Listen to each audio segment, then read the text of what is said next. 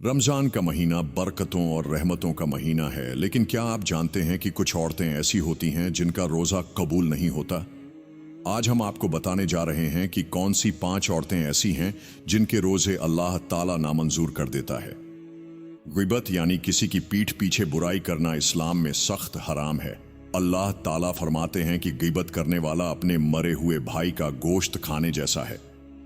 रसूलुल्लाह ने फरमाया, बहुत से रोजेदार ऐसे होते हैं जिन्हें उनके रोजे से सिर्फ भूख और प्यास ही मिलती है। इस्लाम में बीवी को अपने शौहर की इज्जत करने और उसके हक अदा करने की ताकीद की गई है, लेकिन कुछ औरतें शौहर की बात नहीं मानती, उनकी नाफरमानी करती हैं।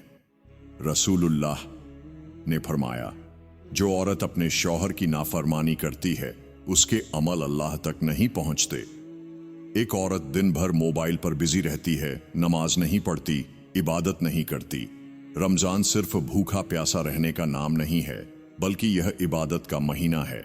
लेकिन कुछ औरतें दिन भर गपशप, मोबाइल और टीवी में लगी रहती हैं, मगर नमाज और कुरान से दूर रहती हैं। रसूलुल्लाह ने फरमाया, नमाज इस्लाम का स्तंभ है, जिसने इसे छोड़ दिया उसने इस्लाम को छोड़ दिया।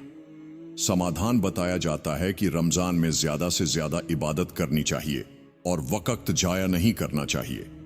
इस्लाम में माँ बाप की आज्ञा मानना बहुत जरूरी है, लेकिन कुछ औरतें माँ बाप की नाफरमानी करती हैं, उनसे बदतमीजी से पेश आती हैं।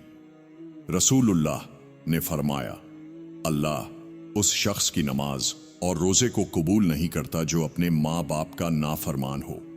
समाधान बताया जाता है कि माँ बाप की खिदमत करनी चाहिए और उनसे अच्छे लहजे में बात करनी चाहिए। इस्लाम में औरत की हया और पर्दे को बहुत अहमियत दी गई है, लेकिन कुछ औरतें रमजान में भी बेहयाई से बचती नहीं हैं। रसूलुल्लाह ने फरमाया, जब कोई औरत बिना हिजाब के बाहर निकलती है तो शैतान उसे देखकर खुश होता है। समाधान दिया जाता है कि औरतों को पर्दे की पाबंदी करनी चाहिए और रमजान में अपनी इज्जत और हया की हिफाजत करनी चाहिए। बहनों, रमजान सिर्फ भूखे प्यासे रहने का नाम नहीं है, बल्कि यह अपने गुनाहों को माफ कराने, अल्लाह की राह पर चलने और नेकियां कमाने का महीना है। अगर आप चाहती हैं कि आपका रोजा कबूल हो तो इन बुराइयों से बचें और रमजान की बरकतों से फायदा उठाएं। अगर आपको यह वीडियो पसंद आई हो तो लाइक, शेयर और कमेंट करें। सब्सक्राइब करना न भूलें ताकि हम और अच्छी इस्लामी जानकारी आपके लिए ला सकें।